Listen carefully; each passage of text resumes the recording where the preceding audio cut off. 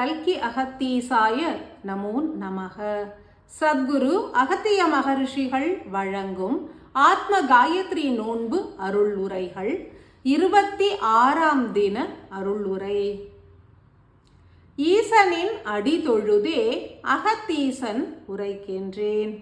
மானுட குலம் உய்வுற வேண்டும் எனில் உயிர்கள் ஒடுங்க வேண்டும், அன்றி ஆன்மாவானது உயிரினை விடுக்க வேண்டும். ஆன்மாவற்ற ஓர் உயிரின் இயக்கம் என்பது பாதாள வாழ்வினை ஏற்று பஞ்சபூத சக்திகளை ஏற்காது இருளில் வாழ்கின்ற ஓர் கொடிய விலங்கினத்தின் வாழ்வு போன்று அமைந்திருக்கும். அத்தகைய வாழ்வினை ஏற்றுவிட்டால் மீண்டு விண்ணேறிவிட இயலாது. அதன் பொருட்டே பாதாள உலகினை நோக்கி பயணிக்கும் மானுட குலத்தினை மீட்டு விடுவித்து இறை நிலைகளோடு கலப்புற உதவுகின்றோம். அன்பு நிறைந்த மானுடர்களே, ஆத்ம காயத்ரி மந்திரம் ஒன்றே மானுட ஆன்மாக்களை விழிப்புறச் செய்திடும் கூர்மையான ஆயுதமாகும்.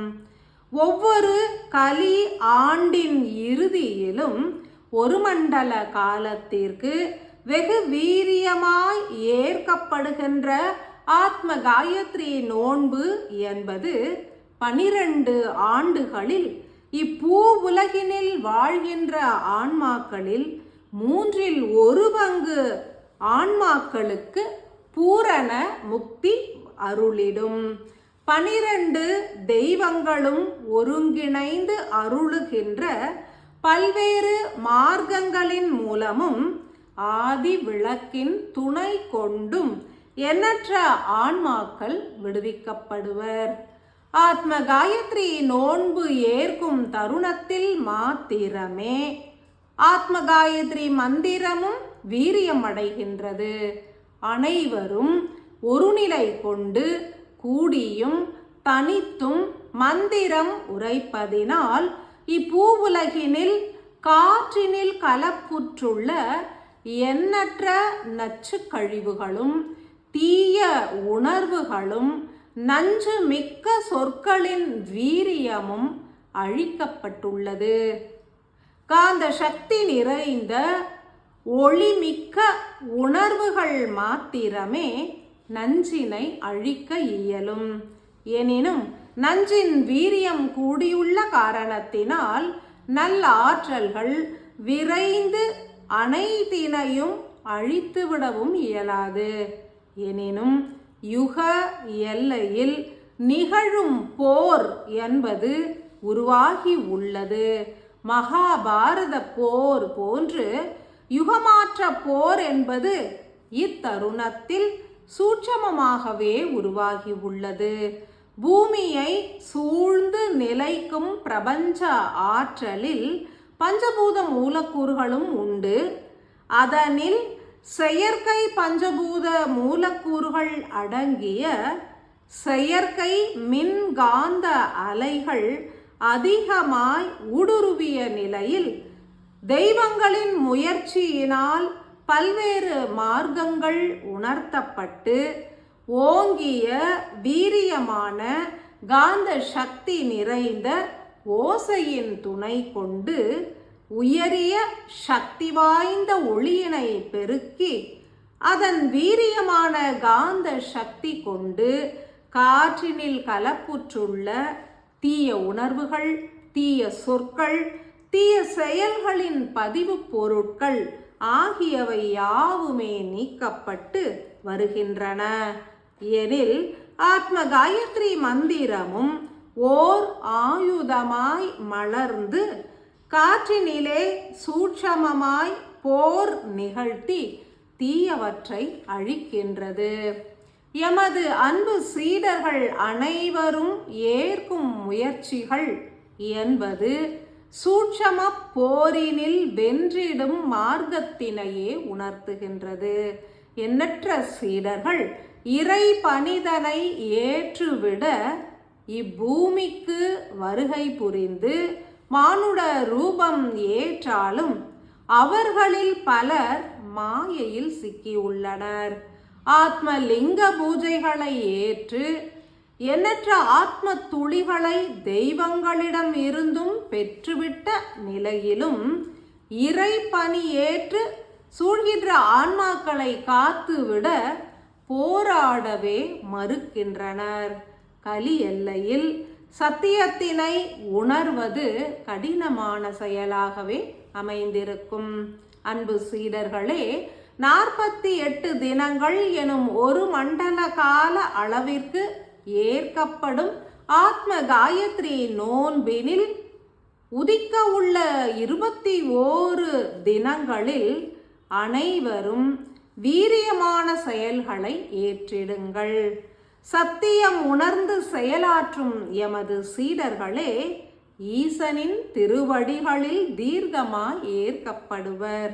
யாம் உரைத்திட்ட வண்ணம் ஒரு மண்டல கால எல்லையில் ஆயில்ய நட்சத்திர திதி கூடி வருகையில் இப்பூ உலகினில் 108 இடங்களில் அக்னியானது ஏற்றப்பட்டு சிறு யாகம் முதல் பெரும் யாகங்களானது நிகழ்த்தப்படல் வேண்டும்.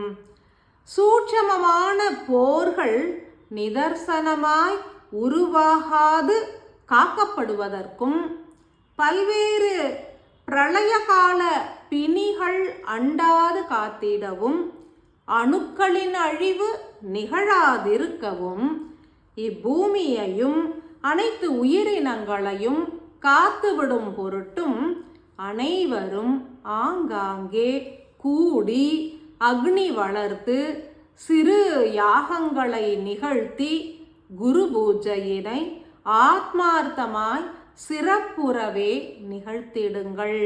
பொருள் உணர்ந்து ஆற்றப்படும் அக்னி வேள்வி என்பது எண்ணற்ற ஆன்மாக்களை அழிவிலிருந்து காத்துவிடும்.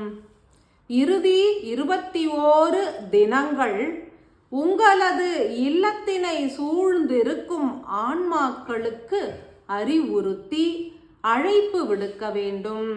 கூடியே ஆற்றும் வேள்வியின் மூலம் அகமார்க்கத்திலும் தட்சிணாமூர்த்தியாக விளங்கும் ஞான அணுக்கள் திறவு கொள்ளும். உயிர் ஒடுங்கத் துவங்கினால் புற தேவைகள் அனைத்துமே எளிதாய் நிறைவேறிவிடும்.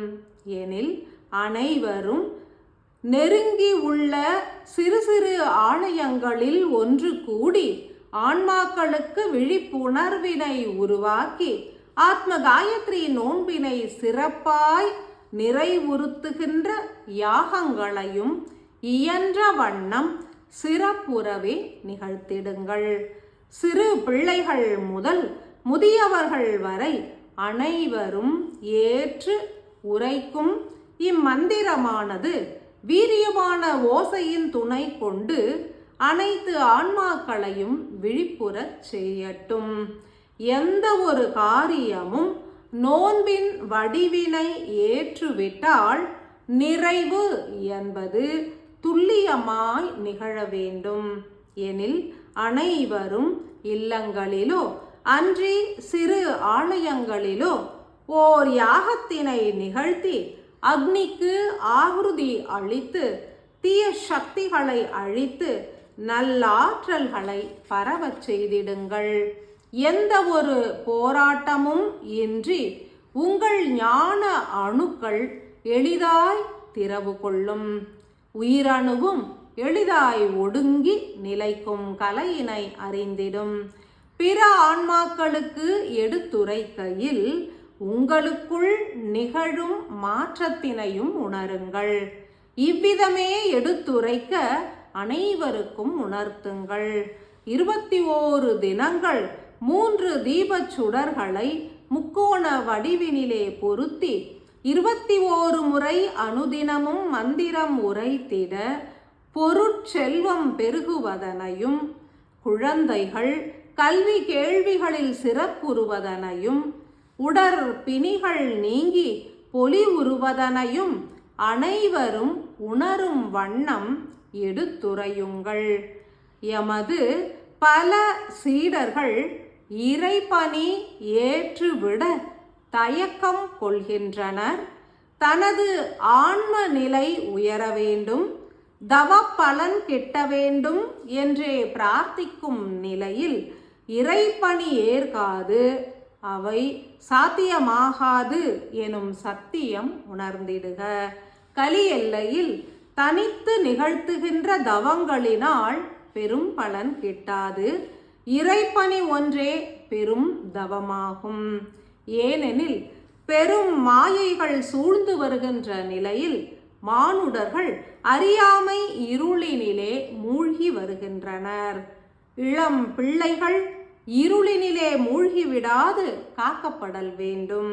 பள்ளிகள் என்பது குருமார்களும் சீடர்களும் நிறைந்திட்ட ஓர் ஆலயம் போன்றது. ஆலயத்தினில் ஓதப்படும் மந்திரங்களை போன்று எங்கும் ஒலிக்கும் ஆத்மகாயத்ரி மந்திரமும் பெரும் பலனை நல்கிடும். ஆன்மாக்கள் விழிப்புறுவது ஒன்றே மிக உயரிய பணியாக அமைய வேண்டும். மற்றுமோர் பிறவியினை ஏற்றுவிடலாகாது எனும் எண்ணம் அனைவருக்குள்ளும் உதிக்க வேண்டும். இறைவனை அடையவும் விண்ணுலகினில் இன்ப துன்பமற்ற நிலையில் வாழ்ந்திடவும் அனைவரும் விருப்பம் கொள்ள வேண்டும். அனைத்து ஆன்மாக்களும் காக்கப்படல் வேண்டும் என்கின்ற உயரிய நோக்கத்தினை ஏற்று ஒரு முறை ஆழ்ந்து உருகி உணர்ந்து ஆத்மகாயத்ரி மந்திரம் உரைத்திட மிக உன்னத மாற்றங்கள் இப்பூ உலகினிலே உருவாகும். மானுடர்களுக்காக தெய்வங்கள் போராடுகின்ற உன்னத கலி எல்லையில் பணிவு கொண்டு விடுதலை அடையவே அனைவரும் உணர்வு கொள்ளுங்கள். ஞான அணுக்கள் தன்னிச்சையாய் திறவு கொள்ளும்.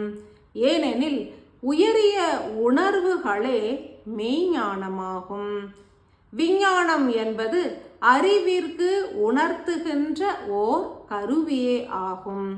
எனில் அனைவரும் காக்கப்படல் வேண்டும் எனும் உயரிய எண்ணம் கொண்டு இறை பணி ஏற்று அக்னிக்கு ஆகிருதிகளை அளித்து நோன்பினை எழிலாய் நிறைவுறுத்திட மகோன்னத நிலைகள் உருவாகும்.